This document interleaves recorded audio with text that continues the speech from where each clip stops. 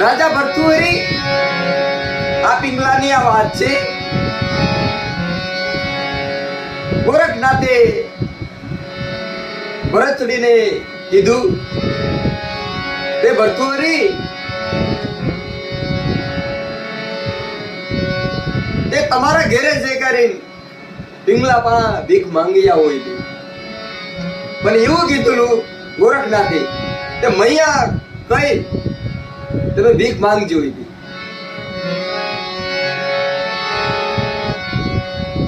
પિંગલાએ બધું વસ્તુ અર્પણ કરી દીધું. છેલ્લે એને બેટડો કહી દીધો. પણ પિંગલાએ એક વસ્તુ રાજા ભર્તુહરીને અર્પણ નહોતું કર્યું. એ કયું વસ્તુ હતું એ થોડુંક જણાવજો.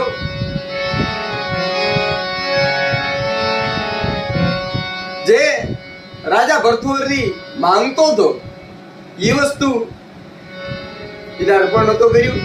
એ કયું વસ્તુ હતું એ કોમેન્ટની માલિકા થોડુંક જણાવજો.